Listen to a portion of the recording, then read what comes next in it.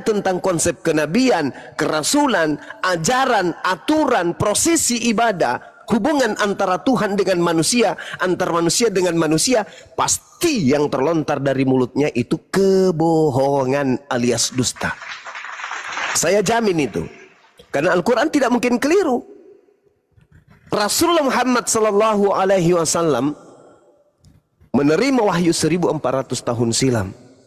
Tidak pernah kemudian wahyu ini bergeser dari keadaannya sebagai pembawa kabar benar.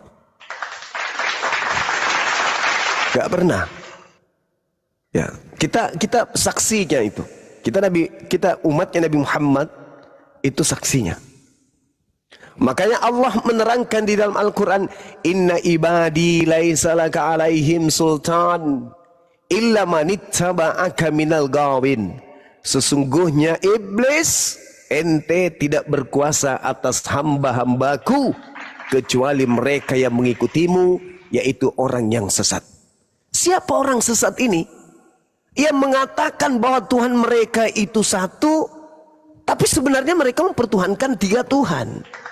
Untuk mensiasati agar dianggap mereka itu agama langit, agar dianggap mereka itu agama samawi, maka muncul plesetan 3 pribadi, 1 hakikat. Pembohong, pendusta. Bagaimana mungkin kemudian 3 Tuhan dikatakan 1 Tuhan? Itu pembohong. Inilah yang dikatakan oleh Al-Quran. Illa manittaba'aka minal gawin. Kamu tidak akan pernah bisa, wahai iblis, berkuasa terhadap hamba-hambaku kecuali kepada mereka yang mengikutimu, yaitu mereka yang sesat. Gimana orang sesat itu, kawan? Ketika ditunjukkan jalan lurus, mereka belok ke kiri, ke kanan. Sesat. Sudah dikatakan Tuhan itu satu-satunya adalah yang mengutus Nabi Isa alaihissalam. Hidup kekal itu adalah menerima Nabi yang datang lahir tanpa ayah itu sebagai utusan, sebagai Rasul Allah. Tiba-tiba saja dibengkokkan. Itu orang sesat itu. Orang zalim, orang fasik. Iblis hanya bekerja kepada mereka yang senantiasa membelokkan kemudian ajaran Tuhan, pencipta langit dan bumi. Makanya iblis selalu mencari penumpang pendek. Kenapa saya katakan penumpang pendek? Karena banyak kemudian dari penumpang-penumpang iblis itu turun dari kendaraannya dan berpindah kepada Islam. Kalau dikatakan iblis itu menggoda agar orang itu berzina, iblis masih gagal kalau orang masih berzina. Kalau orang itu hanya sebatas mencuri, iblis masih merasa gagal dia untuk menyesatkan manusia. Kalau manusia itu masih batasan korupsi, iblis masih mengatakan dirinya gagal. Gagal dia. Kalau manusia itu hanya sekedar pesina, penjudi, perampok, maka masih gagal, orang iblisnya masih merasa gagal. Nanti iblis itu merasa sukses menjalankan misi keiblisannya kalau manusia itu digiringnya kemudian untuk menyembah kepada selain daripada pencipta langit dan bumi. Baru iblis itu berhasil. Kenapa? Sepahit-pahitnya orang Islam mati dalam keadaan membawa dosa, mereka tidak kekal di neraka. Iblis kecewa. Masuk neraka tapi cuma selama tidak kekal selama seperti iblis. Iblisnya kecewa. Maka apa upaya iblis terakhir? Anak keturunan Adam wajib hukumnya mereka buat menyembah kepada selain daripada pencipta langit dan bumi, dan mereka memiliki cara-cara yang membuat kemudian manusia itu terperdaya sehingga menganggap apa yang mereka lakukan itu indah. Qala rabbi bima aqwaitani la uzayyinanna lahum fil ard wa la ughwiyannahum ajma'in. Kata iblis di hadapan Tuhan, Tuhanku, oleh karena engkau telah memutuskan bahwa aku sesat, aku pasti akan jadikan kejahatan yang mereka lakukan terasa indah bagi mereka di dunia ini. Dan aku akan menyesatkan mereka semua. Itu sumpah iblis di hadapan Allah. Orang yang disesatkan oleh iblis akan merasa indah apa yang mereka lakoni. Menyembah anaknya orang dianggap indah. Makan makanan yang diharamkan dianggap indah. Dianggap sebuah kebanggaan. Kenapa? Iblis sudah bersumpah, aku akan menjadikan perbuatan-perbuatan ingkar mereka terasa nikmat, terasa benar, terasa nyaman, terasa indah. Padahal itu adalah justru menghantarkan mereka akan ikut bersamaku ke dalam api neraka jahanam, kekal di dalamnya. Makanya Allah berfirman, wa inna jahannama la mau'iduhum ajma'in. Dan sungguh jahanam itu benar-benar tempat yang telah dijanjikan untuk mereka, para pengikut setan seluruhnya. Jadi kita harus berhati-hati. Umat Islam ini kudu wajib berhati-hati. Kudu wajib berhati-hati. Kenapa? Di tengah-tengah kita banyak setan-setan yang nyata nampak. Di tengah-tengah kita. Kalau setan yang menggoda, yang hanya membisikkan ke dalam hati kita, ayolah batalin puasa lu, apain sih capek-capek, itu iblis. Cuman sebatas itu doang. Tapi kalau yang berwujud manusia ini yang bahaya. Kenapa? Kadang tampil terlihat seperti umat Islam, pakai kopiah, pakai baju koko, pakai jilbab, pakai tasbih, jidat dibuat. Saya itu. Ini mempelai wanita nongol.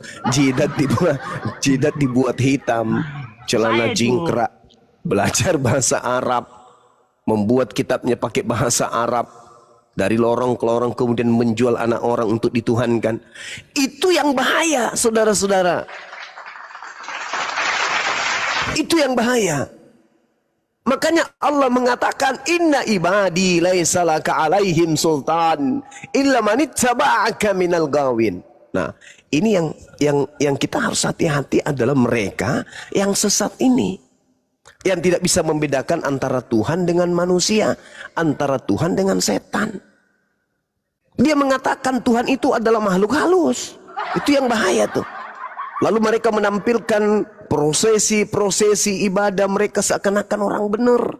Kalau berbicara, wah dia yang paling hebat, dia yang paling kasih. Seakan-akan dialah orang yang paling penyantun. Tapi isi cakupan ajakannya adalah mengajak manusia menyembah kepada selain pencipta langit dan bumi. Makanya Allah menekankan kepada kita umat Islam, wala yasuddannakumus syaitan innahu lakum aduwwum mubin. Janganlah kamu sekali-kali dipalingkan oleh setan. Sungguh setan itu adalah musuh nyata bagimu. Jadi Al-Quran menjelaskan itu. Jadi kalau hari ini ada pembisik-pembisik yang halus dan yang kasar, yang nyata berdebat langsung dengan kita dengan mengatakan bahwa utusan Tuhan yang datang di tengah-tengah Bani Israel itu pernah datang dan mendirikan sebuah agama bernama agama Kristen. Apa kata Allah? Jangan percaya. Jangan percaya. Kok bisa? Yes, karena ketika ia datang itu dibarengi dengan detik-detik hari kiamat. Wa innahu la ilmul lisa'ah fala tamtarunna biha wattabi'un hadza siratum mustaqim. Itu kata Allah. Kalau yang datang tidak membawa tanda kiamat, jangan kau percaya. Tapi kalau datang dibarengi dengan tanda kiamat, harus kau percaya, wajib. Karena itu adalah jalan yang lurus. Ini Al-Quran menarasikan itu. Maka generasi Islam sampai hari kiamat, kalau ada yang datang menjadi sales, menjual yang namanya Yesus, tetapi tidak ada tanda-tanda kiamat, jangan ente percaya. Kalau ada keluarga tiba-tiba datang, paman, ya kenapa? Tadi malam saya mimpi. Mimpi apa? Tapi ini sudah 7 kali berturut-turut. Mimpinya apa sih? Kok heboh kali? Aku didatangi kemudian orang berjubah putih, rambutnya gondrong, wajahnya bercahaya. Lalu dia mengatakan dirinya Nabi Isa. Dia mengatakan dirinya sebagai Yesus. Jangan percaya. Jangan. Karena kedatangannya itu ditandai dengan tanda-tanda kiamat. Kalau dia yang datang, asli yang datang, kiamatlah sudah. Kasihan yang belum naik arisannya, Cak Ayu. Kasihan yang baru tanam padi. Kasihan yang belum lolos kemudian kredit KPR rumahnya. Kasihan yang belum nikah.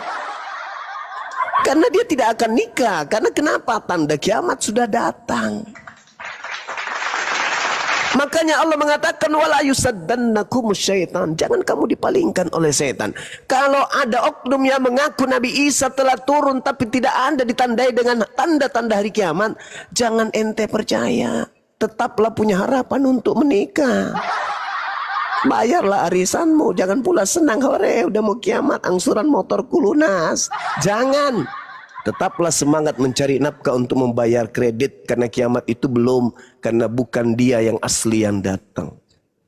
Itu saudara-saudara sekalian. Jadi ini harus ditanamkan akidah ini, konsep ini harus ditanamkan kepada generasi Islam.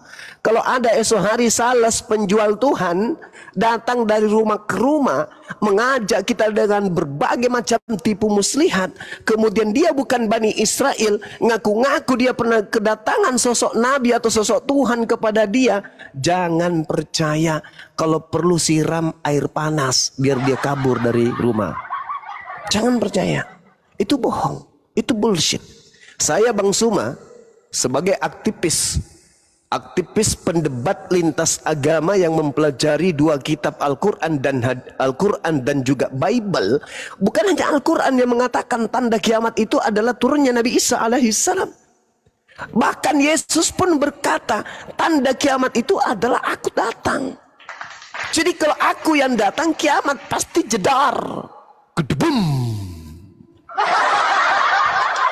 Bintang-bintang berjatuhan, kuasa-kuasa langit akan berguncang, gunung-gunung akan terbang seperti kapas, bulan tidak lagi bercahaya, matahari menjadi gelap, tanah, bumi ini akan digulung seperti karpet.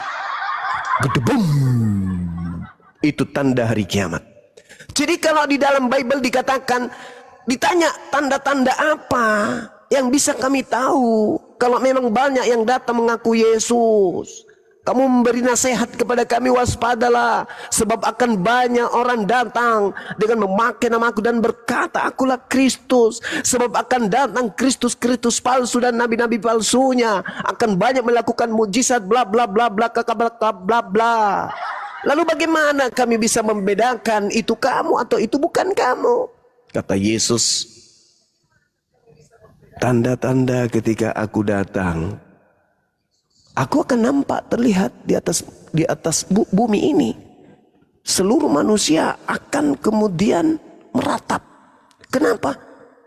Dia meratap karena mereka mengingat ini sudah akhir kehidupan. Matahari tidak lagi bercahaya. Kehilangan cahaya matahari itu sehingga gelap. Gak ada lagi cahaya.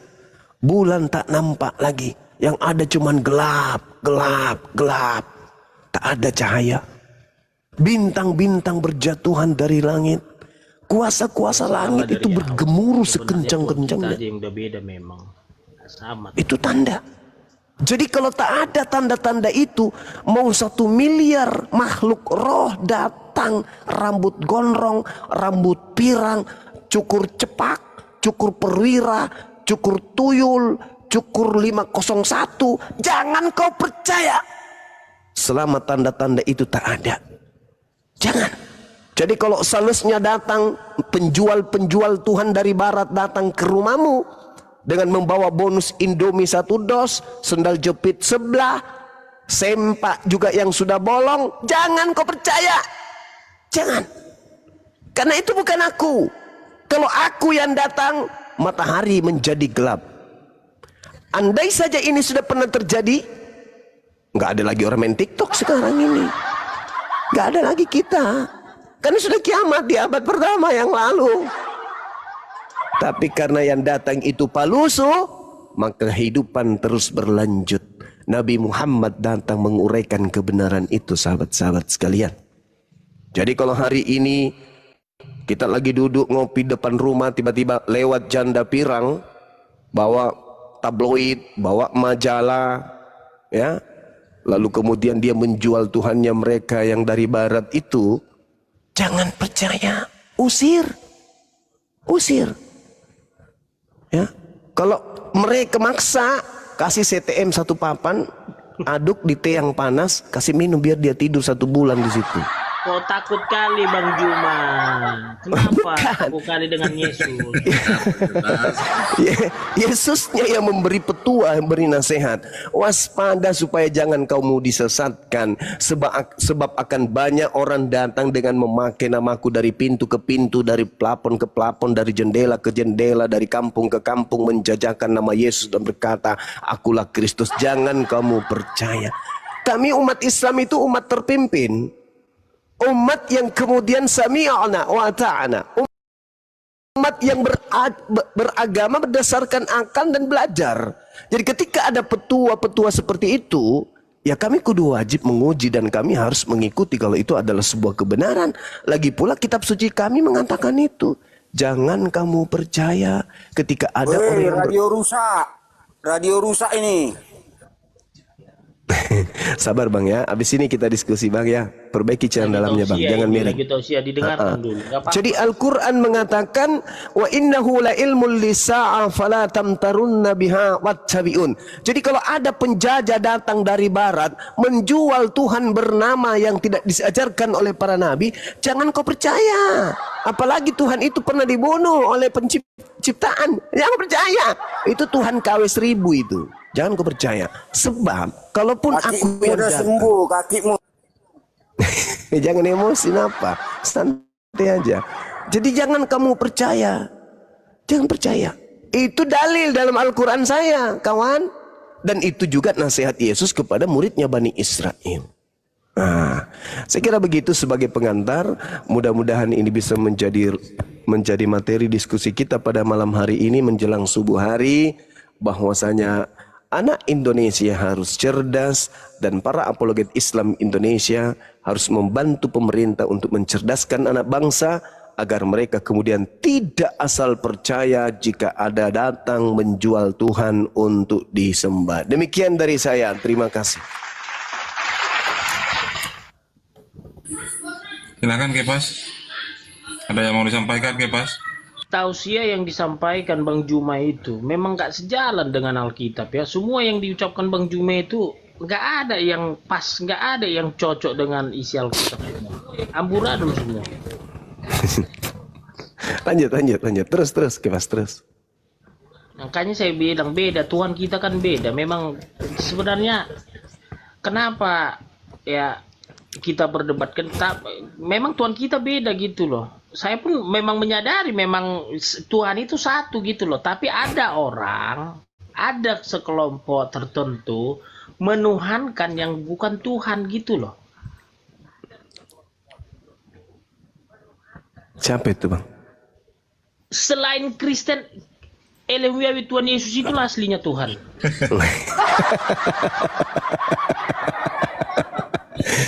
Aduh, kirim alamatnya. Nanti saya kirim gaun pengantin wanita. Makanya kan saya bilang, memang beda Tuhan kita. Kita bilang memang satu Tuhan di dunia jagat raya ini. Tapi misalnya ada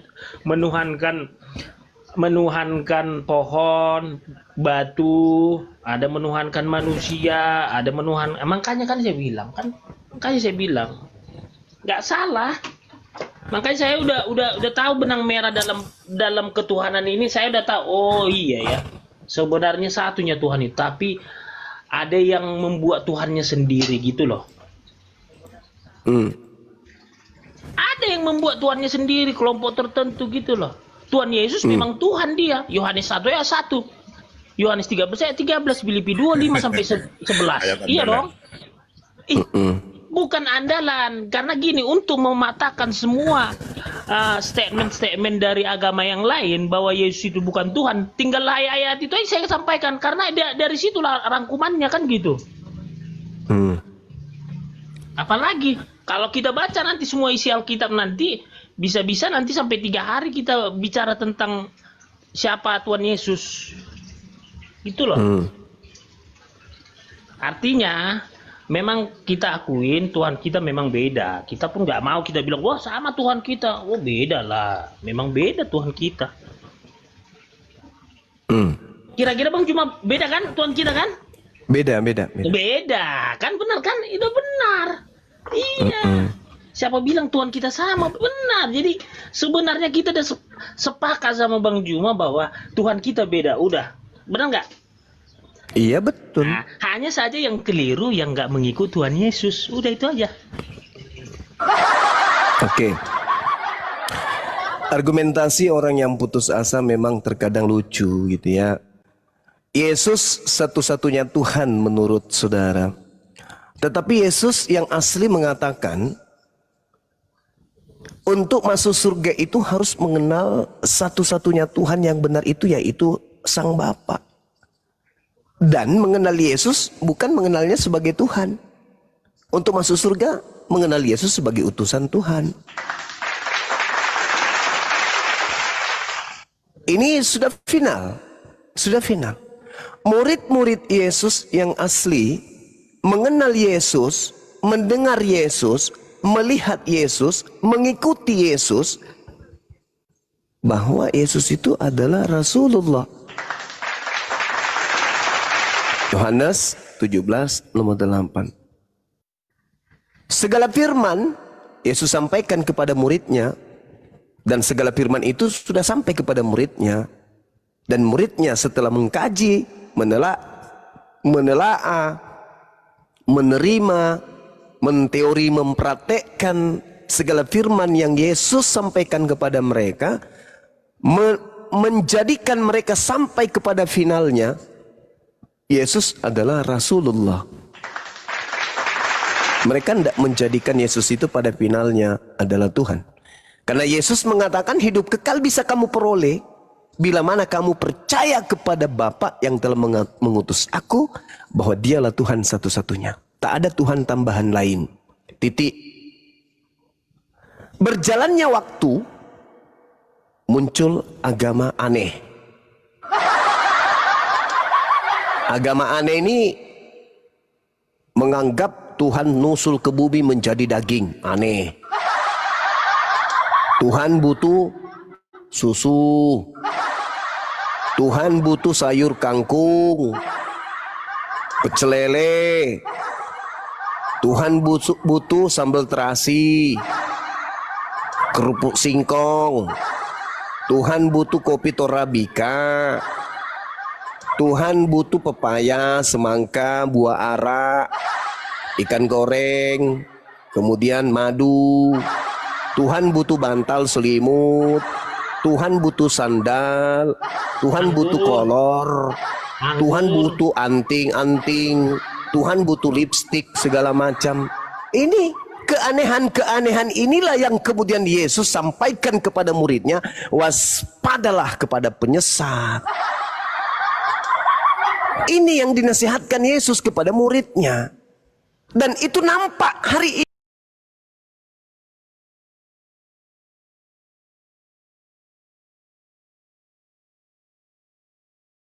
kepada setan yang datang dengan memakai namaku dan berkata, akulah Al-Masih. Waspada. Makanya murid-muridnya itu tidak menjadi Kristen. Indonesia merdeka sampai hari ini, dari masa penjajahan sampai hari ini, tidak ada kita temukan Bani Israel keturunan Yakub yang datang ke Nusantara mengajarkan menyembah kepada Tuhan yang butuh sayur kangkung. Gak ada. Yang datang ke Nusantara ini mengajarkan menyembah kepada Tuhan yang butuh kemudian seteguk anggur. Martin. Siapa lagi? Alexandria. Siapa lagi? Charles. Siapa lagi? Peter. Siapa lagi? John. Siapa lagi? David. Siapa lagi? Merkurius, Venus, Jupiter, Pluto, Saturnus, Anus, Spertus. Itu yang datang mengajarkan. Mana keturunan Yakub? Mana keturunan murid-murid Yesus? Keturunan dari murid-murid Yesus mana? Kenapa bukan mereka yang mengajarkan di Indonesia ini untuk menyembah kepada Tuhan yang butuh WC? Mana? Tak ada. Fenomena ini mengantarkan orang yang berakal kemudian untuk wala yasuddannakumus syaitan innahu lakum aduwwum mubin. Waspadalah kepada penyesat yang datang kepadamu dengan memakai namaku dan berkata akulah Al-Masih. Jangan kamu percaya sebab dia akan menyesatkan banyak orang. Ini fakta, ini real. Ini keadaan. Maka saya menggelitik kepada generasi muda Islam. Saya mengajak kepada anak-anak saya generasi muslim muslimah. Jangan terpengaruh kepada sales-sales yang datang menjual Tuhan yang butuh sayur kangkung. Jangan. Pencipta langit dan bumi, Rabbus samawati wal ardh. Tidak butuh makhluk. Tidak butuh sayur-sayuran. Tidak butuh buah-buahan. Tidak butuh madu. Tidak butuh selimut. Tidak butuh selimut. Itu Tuhan yang benar. Artinya ya, silakan saudara. Kita beda kan? Udah jelas beda kan? Pasti. Beda. Tuhan saya nggak butuh singkong. Jadi kalau kami tetap mengarah Yesus itu adalah Elohim Yahweh. Nah itu dia. Ya. Tunggu dulu. Yesus ini adalah gambaran Allah. Mati meja. Nah Yesus ini iya, jadi gini, kita kalau nggak menggali sejarah dengan benar, dengan teliti, kita tersesat gitu loh. Nah, kenapa saya katakan begitu? Karena sejarah di luar dari Alkitab, semua arsip-arsip sejarah itu disimpan di Yerusalem. Nah, ketika ada mengatakan bahwa Yesus itu tidak disalib. Yesus itu disalib, ada kok. Tahapan-tahapan Yesus itu ketika mau disalibkan, memikul salib, di mana Yesus 2 kali jatuh memikul salib, ada. Jadi kalau kita tidak menggali sejarah dengan keseluruhan, akhirnya kita tersesat. Nah, apa yang disampaikan Yesus itu yang di dalam perjanjian baru itu bisa dibuktikan dengan sejarah-sejarah yang dikatakan bahwa Yesus berkata, ya, sebelum ada Abraham, aku sudah ada. Nah, artinya apa? Kalau kita bijak menyimak dengan perkataan-perkataan Yesus itu kepada orang-orang Yahudi, sehingga Yesus mau dilempari, karena mereka nggak terima. Masa sih kamu di luar ada sebelum ada Abraham? Nah ini menjadi cara berpikir manusia itu berbeda. Nah kalau nggak sampai nalarnya untuk mengkaji yang dikatakan Yesus itu, nah dia blunder. Dia akan tidak terima bahwa Yesus itu ada sebelum Abraham gitu loh. Makanya ketika Yesus di sumur dengan orang Samaria perempuan, Yesus tahu apa yang ada dalam kehidupannya, berapa suaminya, tahu Yesus. Berarti apa kata orang Samaria itu? Kau itu Tuhan, katanya. Karena apa? Nggak ada bisa mengetahui apa yang tidak diketahui manusia. Itu loh. Jadi banyak mujizat-mujizat Yesus itu ketika Lazarus dibangkitkan dari orang mati, di situ aja sudah dikuburkan dia 2 hari. Ya 2 hari atau 3 hari, lupa saya. Jadi saya karena semangat saya Kristenisasi. Iya dong. Jadi ketika Yesus membangkitkan Lazarus dari orang mati, sebenarnya dia udah tahu Lazarus itu udah meninggal gitu loh. Tapi supaya tahu bahwa aku ini Tuhan, kau sebelum memberitakan Lazarus itu mati, aku sudah tahu bahwa Lazarus itu mati. Sengaja Yesus itu nggak datang ketika dipanggil gitu loh. Siapa nabi yang begitu? Siapa rasul yang begitu? Nggak ada.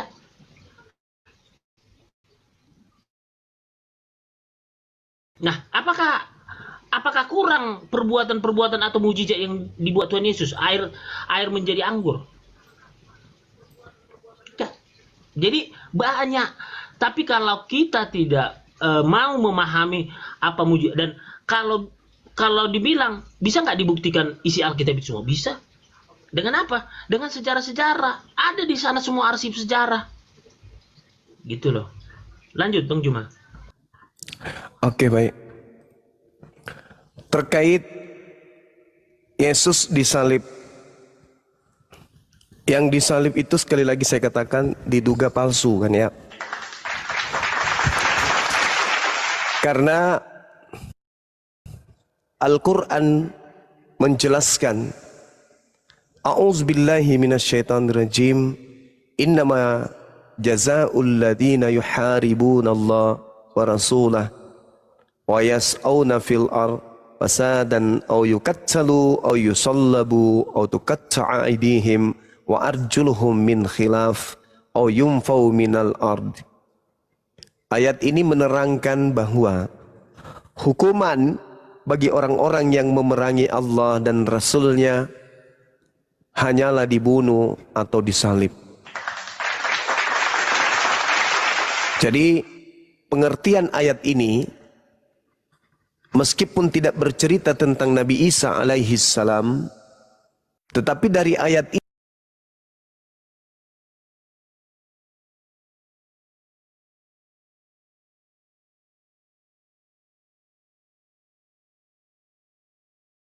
salib itu adalah orang yang memusuhi kemudian Nabiullah, memusuhi Rasulnya.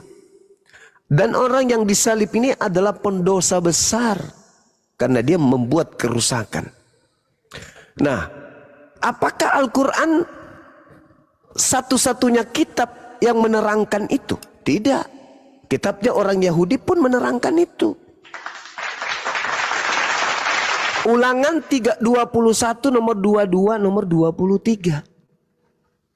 Jika engkau menghukum orang yang melakukan dosa yang sepadan dengan hukuman mati dengan kau gantung dia di pohon, maka jangan kau biarkan mayatnya semalam-malaman. Sebab orang yang mati tergantung karena dikutuk oleh Tuhan, jangan kau biarkan mayatnya menyentuh tanah yang diwariskan kepadamu. Jadi Al-Quran mengatakan yang disalib itu adalah orang dikutuk oleh Tuhan. Kitabnya Yahudi pun mengatakan orang yang disalibkan itu adalah orang yang dikutuk oleh Tuhan. Mustahil Yesus anak Maria dikutuk. Mustahil, mustahil. Anak Maria mustahil dikutuk.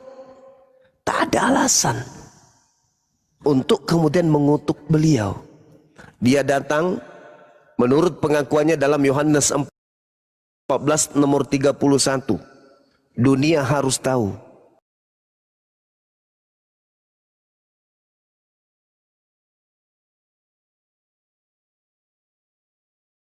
Yohanes 8 nomor 29. Bapa yang mengutus aku senantiasa menyertai aku. Dia Bapa tidak membiarkan aku seorang diri, sebab aku senantiasa melakukan apa yang berkenan di dalam dirinya. Mustahil. Akulah kebenaran, akulah jalan, akulah kebenaran, akulah hidup. Tidak ada yang sampai kepada Bapa tanpa melalui aku. Mustahil dikutuk oleh Tuhan, mustahil. Inilah anakku yang kukasihi, kepadanya aku berkenan. Kalau Bapak berkenan kepada Yesus, mustahil disalib. Karena yang disalib itu adalah orang yang dikutuk oleh Tuhan. Anda tidak Kristen yang bisa menunjukkan bukti dosa apa yang pernah Yesus lakukan sampai dia kemudian dikutuk oleh Tuhan. Tidak akan Yesus pernah ada. Punya dosa. Dia Alhamdulillahi Rabbil Alamin. Berarti yang disalib ini bukan Yesus. Ulangan 21 nomor 22 sampai nomor 23. Sabar. Orang yang dikutuk oleh Tuhan adalah orang yang melakukan dosa yang sepadan dengan hukuman mati. Itu jelas itu. Sedangkan Yesus ternyata tidak memiliki dosa. Enggak, jadi tak ada. Gini loh Bang Juma. Tidak, sabar. Sabar. Tunggu sampai rambutmu tumbuh. Habis ini. Jadi kemudian ketika Yesus itu tidak memiliki dosa, dia adalah orang yang dikasihi, dia adalah orang yang benar, dia adalah anak Tuhan, artinya hamba Tuhan, kekasih Tuhan, pilihan Tuhan, duta Tuhan, utusan Tuhan. Padanya ada Roh Kudus. Tak ada alasan untuk membunuh dia. Tak ada alasan untuk menyalib dia. Justru dia harus diselamatkan ketika diancam oleh orang-orang kafir untuk dibunuh. Wajib diselamatkan oleh Tuhannya. Lalu kemudian, karena Yesus ini punya pengaruh besar, dia dibarengi dengan senjata yang sangat ampuh, yang disebut mukjizat. Mampu kemudian membuat orang gondrong menjadi botak. Mampu dia. Mampu kemudian orang yang tumbuh kumisnya pindah menjadi bulu hidung. Bisa. Yesus bisa melakukan apa saja berdasarkan Lukas Kisah Para Rasul 2 nomor 22. Bisa. Kekuatan-kekuatan, mujizat-mujizat, tanda-tanda bisa Yesus lakukan. Bahkan Yesus bisa memindahkan biji pelernya kemudian kepas pindah ke jidat. Bisa. Berdasarkan Kisah Para Rasul 2 nomor 22. Kenapa demikian? Karena Tuhan senantiasa menyertai Yesus. Tidak bisa orang lain mencederai Yesus, nggak bisa. Apalagi kalau orang-orang Yahudi kerjasama dengan orang Yunani, kongko, nggak bisa. Iblis sudah mencoba itu. Berapa kali iblis kemudian membawa Yesus untuk mencoba Yesus, gagal. Kenapa? Karena Tuhan pencipta langit dan bumi senantiasa bersama dengan Yesus. Nah, adakah kemudian kekuatan gelap yang memanfaatkan situasi dan kehebatan Yesus setelah Yesus terangkat ke langit? Ketika Yesus asli terangkat ke langit, apakah iblisnya tepuk tangan? Tepuk tangan. Kenapa? Karena iblis kesempatan kemudian datang menyamar-nyamar dan mengaku sebagai Yesus. Itu fakta, itu real. Sabar. Itu fakta, itu real. Jadi ketika Yesus ini dikasihi oleh Tuhan, maka muncul kemudian iblis yang kemudian mengaku-ngaku sebagai Yesus, sebagaimana yang dinubuatkan oleh Yesus. Waspadalah kepada penyesat, planos, penipu, pembohong yang datang mengaku dengan memakai namaku dan berkata, akulah Kristus. Dia akan menyesatkan orang banyak. Artinya bahwa iblis bisa nyamar-nyamar Yesus, sehingga orang di luar daripada murid-murid pilihan terperdaya, tersesat oleh karena bisikan dan rayuan si penyesat tadi. Saya kira begitu, saudara Kepas. Tolong tunjukkan kepada saya satu dosa Yesus kami. Saya katakan Yesus kami karena kami beriman, wajib hukumnya umat Islam beriman kepada Nabi yang datang lahir tanpa ayah di tengah-tengah Bani Israel, yang adalah hamba Allah yang diberi kitab Injil kepadanya. Yesus kami, coba Anda tunjukkan. Sabar. Coba Anda tunjukkan dosa Yesus kami yang merupakan alasan Tuhan pencipta langit dan bumi mengutuk Yesus yang kami cintai. Tolong kasih bukti kepada kami. Silakan. Jawabannya sebenarnya singkat padat, jelas. Hanya Tuhan Yesus nggak punya dosa. Kenapa? Karena dia Tuhan.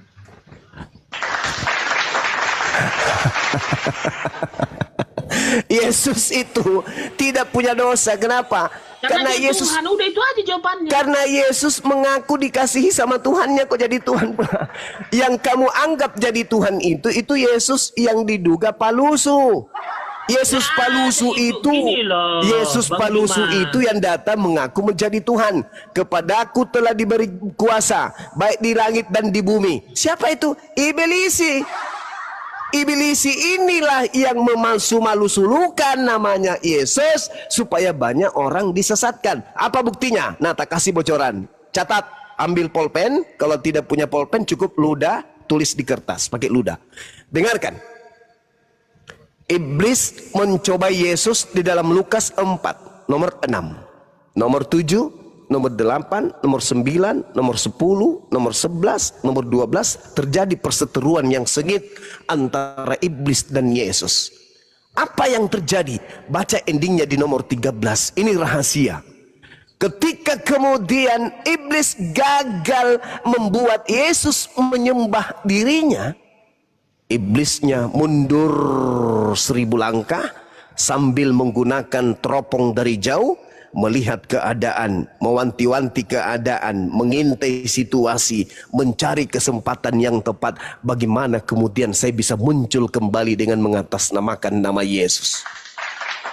Baca nomor 13-nya.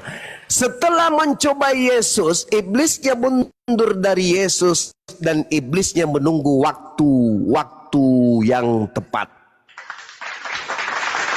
Jadi ketika Yesus terangkat diselamatkan naik ke langit karena upaya ingin dibunuh oleh orang-orang Yahudi dan Roma, terangkat dia, maka yang ditangkap adalah penggantinya, yaitu manusia terkutuk yang makan suap dan pengkhianat. Itulah yang disalib. Sehingga kesempatan ini tiba-tiba iblis turun dari gunung, lari dia, ayo serbu, Yesus sudah terangkat, kita masuk, ayo. Ada yang masuk ke Yudas, ada yang masuk ke imam kepala, ada yang masuk kepada mahkamah agama, ada yang masuk kepada orang Farisi. Semuanya kerjasama iblis-iblis ini. Ada yang muncul pura-pura jadi malaikat di kuburan, ada yang muncul di catatan Markus, lalu dia muncul dengan menggunakan wajah yang baru, rupa yang baru, dan seterusnya. Berhasil dia. Kenapa? Yesusnya sudah ada. Yesus sudah diamankan oleh Allah. Iblisnya kemudian leluasa menggaungkan dirinya adalah Yesus. Akulah Yesus yang kau aniaya. Akulah Yesus sang bintang timur, anak Daud, bintang gilang gemilang. Akulah Alfa dan Omega. Aku yang hidup, aku yang telah mati, dan sekarang aku hidup kembali untuk berkuasa atas alam maut. Pergilah kepada seluruh bangsa, jadikanlah seluruh bangsa menjadi muridku. Ho ho ho ho ha ha ha ha ha ha. Itu bukan Yesus lagi. Bang Juma. Itu bukan Yesus yang asli lagi. Itu adalah penyesat yang tadinya mundur dari mencoba Yesus dan menunggu waktu yang tepat. Baca Lukas 4 nomor 13. Saya hanya membantu Anda untuk sehat. Silakan. Oke, sebentar Bang Kepas, sedikit aja Bang Kepas ya, maaf. Tolong tunjukkan dosa-dosa Yesus kami yang mendudukkan dia pantas untuk dikutuk oleh Tuhan. Silakan, sehingga dia disalib. Silakan, saya tunggu. Ngaku-ngaku punya Yesus lah Bang, nggak ada dalilnya nggak di Al-Quran Yesus, mana ada. Kami memiliki nabi yang lahir di tengah-tengah Bani Israel, lahir ada tanpa dalilnya ayah. Nggak di Al-Quran Bang, jangan ngaku-ngaku. Inni Abdullah atani al-kitab wa ja'alani nabiyan. Malu kita Bang Juma, ngaku-ngaku. Ya, Anda yang harus malu karena Yesus yang datang ke tengah-tengah Bani Israel tidak pernah diutus kepada non-Yahudi. Enggak masalah, tapi kan di Alkitab. Enggak masalah, Anda yang harus malu. Yang diutus untuk non-Yahudi itu, dengar. Yang diutus untuk non-Yahudi itu adalah iblis. Iblis yang diutus kemudian oleh Tuhan pencipta langit dan bumi untuk senantiasa bermusuhan dengan anak keturunan Adam. Yesus kami mengaku dengan mulutnya diutus hanya kepada domba yang hilang dari umat Israel. Dalam Al-Quran pun dilestarikan data-data itu. Wa isqala Isa bin Maryam ya bani Israel inni rasulullahi ilaikum. Jadi kamu jangan ganggu gugat itu, nggak boleh. Kamu memang pengikut Kristus, tapi Kristus yang mana dulu, Cak Ayu? Iya, Kristus yang datang keluar dari kubur. Gantian Bang Juma, gantian, oke? Silakan Anda tunjukkan dosa apa yang pernah Yesus kami lakukan sehingga dia pantas untuk dikutuk oleh Tuhan. Silakan. Oke lah, satu saya jawab. Maaf, Bang Kepas, aku boleh dikit, boleh ya Bang Kepas ya? Silakan. Banyak juga boleh. Anda boleh bicara sampai 6 tahun ke depan non-stop. Silakan. Ya, saya permisi dulu sama saudaraku Bang Kepas. Sangat luar biasa Bang Kepas ini. Boleh Bang Kepas? Iya. Kepas sudah pingsan dia itu. Dia lagi menjahit gaun pengantin wanita dia. Lanjut. Oke Bang Juma, satu ya, jangan ngaku-ngaku gitu ya. Gak usah dibantah dulu, Ya kami beriman, susah itu. Kamu gak bisa bantah iman kami. Kami beriman kepada para nabi, para rasul. Kami beriman. Itu kaidah dalam iman Islam. Gantian lah. Silakan. Iya kan, ganti ya. Silakan. Tolong tunjukkan dosa apa yang dilakukan Yesus kami sehingga dia pantas untuk kemudian dikutuk dan disalib. Silakan. Sudah 15 menit tadi Abang ngaku-ngaku semua kan. Oke. Nah, jadi maka genaplah yang dikatakan Yohanes dalam Yohanes. Enggak usah curhat. Silakan. Saya mau baca, saya nggak mau bertaki ya Bang. Saya mau baca ayat Alkitab. Ya, dikatakan dalam Yohanes 1 ayat 9 sampai 11, Bible, silakan. terang yang sesungguhnya yang menerangi setiap orang sedang datang ke dalam dunia. Ia telah ada di dalam dunia dan dunia dijadikan olehnya, tetapi dunia tidak mengenalnya. Ia telah ada di dalam dunia dan dunia dijadikan olehnya, tetapi dunia tidak mengenalnya. Ia datang kepada milik kepunyaannya, tetapi orang-orang kepunyaannya itu tidak menerimanya. Nah, ini sedang genap ini. Maaf Bang Juma, jangan ngaku-ngaku Bang Juma. Kalau mau terima Yesus, kami Saya minta dalil Yesus kami melakukan dosa apa sampai dia harus dikutuk. Silakan. Silakan tunjukkan dosa Yesus kami sampai dia pantas untuk dikutuk untuk dosa-dosa kalian para pendosa. Tunjukkan dalilnya. Silakan. Anda tidak bisa membatasi, itu iman kami. Ya ayyuhalladzina amanu aminu billah wa rasuli wal kitab. Itu jelas itu iman kami. Tidak bisa kamu batasi. Kami beriman kepada para nabi yang diutus selain daripada baginda Rasul Muhammad sallallahu alaihi wasallam. Kami beriman kepada para rasul yang diutus oleh Allah kepada kaum-kaum terdahulu. Ya ayyuhalladzina amanu aminu billahi wa rasulihi wal kitabil ladzi nazzala ala rasulihi wal kitabil ladzi anzala min qabl wa may yakfur billah wa malaika wa kutubihi wa rusulihi wal yaumil akhir faqad dalla dalalan ba'ida. Tidak bisa kamu batasin. Kami cinta kepada Yesus kami yang datang di tengah-tengah Bani Israel. Kami cinta. Maka kami membelanya. Mustahil Yesus kami itu yang dikutuk. Mustahil. Yang dikutuk itu yang keluar dari kubur. Paham? Namanya juga Yesus Kristus, samanya. Ya jangan sama. ngaku-ngaku. Saya tidak mengaku, itu iman saya. Saya sudah bacakan dalil barusan. Ya ayyuhalladzina amanu aminu billahi wa rasulihi wal kitabil ladzi nazzala ala rasulih wal kitabil ladzi anzala min qabl wa may yakfur billahi wa malaikatihi wa kutubihi wa rusulihi wal yaumil akhir faqad dalla dalalan ba'ida. Ini iman.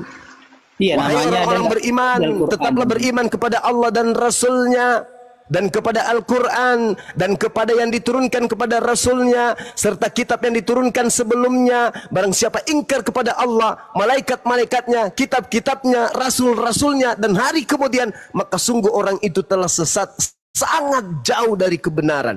Ini kitab suci ya, ini iman kami. Maka saya bertanya, dosa apa yang dilakukan oleh Yesus kami sehingga Anda mengatakan dia yang disalib? Sedangkan yang disalib itu adalah orang yang dikutuk oleh Tuhan. Kalau Yesus kami yang dikutuk, berarti dia dikutuk oleh Tuhan. Apa dosanya sampai Yesus kami itu dikutuk? Ada? Bisa Anda tunjukkan? Gini, bisa Anda tunjukkan? Iya bentar, gantian. Nah, silakan, saya tunggu. Biar apple to apple, begini Bang. Yes. Apa itu? Abang bandingkan Yesus yang ada di Al-Quran, kalau memang benar-benar ada Yesus, kalau abang tidak terima Yesus yang ada di Alkitab itu disalibkan, maka abang harus buktikan dong, Yesus di Al-Quran nggak disalib nih, gitu yang harusnya betul gitu loh. Kan jelas bahwa Nabi Isa di Al-Quran. Tadi saya sudah membacakan dalilnya loh. Silakan. Ganti, ada nama Yesus nggak di sana? Jangan kita saudara, gitu tidak ada nabi yang diutus oleh Allah ke atas muka bumi ini bernama Yesus. Tak ada. Yesus itu nama palsu. Nama beliau adalah Isa dalam bahasa Aram, dalam bahasa Aramaik disebut Yesua, dalam bahasa Arab disebut Isa. Yesus itu apa? Itu nama palsu. Kalau dia datang kedua kalinya di atas muka bumi, kamu panggil sampai mulutmu robek ke kuping, kau panggil dia, Yesus, Yesus, Yesus. Dia tidak akan pernah balik, dia tidak balik. Tapi kalau Bang Sule yang manggil, wahai Nabiullah, wahai Rasulullah, Isa Al-Masih, pasti segera dia balik. Gantian lah. Ya. Itu pahami itu dulu. Iya, Paham itu dulu. saya paham. Yesus itu tokoh fiktif Bang Juma tadi buatan sudah Barat. menjawab. Bang Juma tadi sudah menjawab. Tiba-tiba nggak ada nama Yesus. Tadi tiba-tiba percaya sama Yesus. Yang mana? Loh. Ini bukan masalah percaya atau tidak percaya. Tugas Anda sekarang itu adalah membuktikan kepada saya bahwa Yesus itu punya dosa yang pantas kemudian didudukkan sebagai orang yang duduk di kursi pesakitan, akhirnya dia disalibkan. Jadi ini Mana dalilnya? Jadi Yesus maksudnya punya ini dosa. Bang Jangan Juma cuma narik begini, lagi oh, nama no. Yesus. Dalil. Iya maksudnya Silakan. gini Bang Juma. Biar apple to apple. Gini loh. Dari Tadi tadi abang apple to ngaku apple. cinta. Enggak. Tadi abang ngaku cinta. Loh, kalau yang datang kemudian kepada Bani Israel lahir tanpa ayah, membangkitkan orang mati, ente mau menyebutnya bom-bom, ente mau menyebutnya Yesus, ente mau menyebutnya bokir sekalipun, itu adalah Nabiullah yang datang di tengah Bani Israel. Bentar lah. Lahir tanpa ayah. Dan itu tidak ada hubungannya dengan Kaliteng. Kaliteng itu bukan umatnya. Kaliteng Bang bukan Juma. umatnya Yesus. Saya Gitu loh, percaya Bang kawan. Juma orangnya cerdas, ya kan? Orang Terus? cerdas itu harus memegang omongannya, kan gitu. Betul nggak Bang? Ya iya dong. Tadi, iya. Tunggu sebentar gitu, pelan-pelan.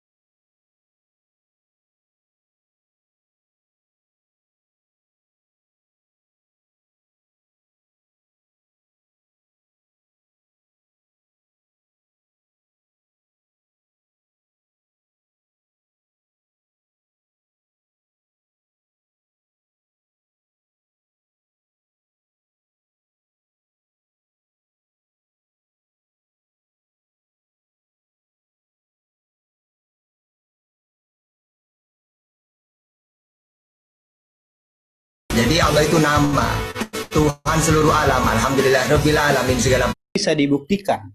Artinya begini pertanyaan saya Bang Juma. Karena abang tadi merujuk kepada kitabnya Yahudi. Abang percaya kepada kitab Yahudi. Tentu dalam kitab Yahudi, nama Yesus ini belum muncul pada saat itu karena itu hanya nubuatan. Jadi Abang Juma dari mana tahu nama Yesus tadi? Sehingga Bang Juma berani mengatakan bahwa Yesus itu tidak disalibkan. Saya ngikutin ngomongan Bang Juma semua kok. Lanjutkan Bang Juma. Nabi kami mengatakan wa isqala Isa bin Maryam ya bani Israel inni rasulullahi ilaikum musaddiqan lima baina yadayhi minat Taurah. Dia membahas tentang Taurat. Dan Al-Quran saya mengatakan kitab-kitab terdahulu itu sudah bercampur aduk. Makanya ada seruan dan teguran. Ya ahlal kitab lima talbisunal haqqa bil batil wa taktumul haqqa wa antum ta'lamun. Maka saya sebagai aktivis dialog lintas agama, mengambil data-data, mengambil kitab saudara, mempelajari kitab saudara. Dan ternyata Yesus mengatakan dalam Lukas 24 nomor 44, harus tergenapi apa yang tertulis tentang aku yang ada di dalam Taurat, kitab nabi-nabi dan kitab Mazmur. Kemana akal Anda? Itu kitab Anda. Itu ucapan Yesus di kitab Anda. Kenapa Anda tidak percaya kalau Yesus berkata ternyata harus tergenapi apa yang tertulis tentang dirinya di dalam kitab Taurat? Di dalam kitab Taurat diterangkan orang yang melakukan dosa sepadan dengan hukuman mati lalu kau gantung, jangan kau biarkan mayatnya semalam-malaman. Sebab orang yang digantung terkutuk oleh Tuhan, jangan kau biarkan mayatnya menyentuh tanah. Dan coba ingat, Paulus pun pendiri agama nomor 13, Kristus telah menebus kita dari kutuk hukum Taurat dengan jalan menjadi kutuk. Sebab ada tertulis di dalam Ulangan 21 nomor 23 bahwa terkutuklah orang yang mati di atas, yang digantung di atas tiang salib. Ayo, Paulus mengutip Ulangan. Berarti yang di Ulangan ini, berarti yang dikutuk digantung di tiang salib ini adalah orang yang dikutuk oleh Elohim, oleh Tuhan. Pertanyaan saya, apa dosa Yesus ini sampai kok kalian mengatakan bahwasanya dia yang dikutuk, dia yang disalib? Apa dosanya? Sedangkan syarat penyaliban menurut Al-Quran, menurut Taurat, orang yang melakukan dosa yang sepadan dengan hukuman mati. Itu syarat. Pertanyaan saya, dosa apa yang Yesus kami lakukan sampai dia harus menanggung dosa kalian? Para pemburit, para pembunuh, pencuri, pemerkosa, pesina, dosa-dosa laknat kalian itu, kenapa harus orang suci yang menjadi tumbal untuk dosa-dosa kalian? Mana dalilnya? Tunjukkan dosa Yesus itu apa sampai dia yang harus menjadi tumbal di atas pohon. Mana? Tunjukkan ke saya. Ini pertanyaan kelima, pertanyaan yang sama. Apa yang bisa Anda ucapkan? A a a u u u i i i u u. Silakan. Sudah. Tadi sebenarnya Bang Juma belum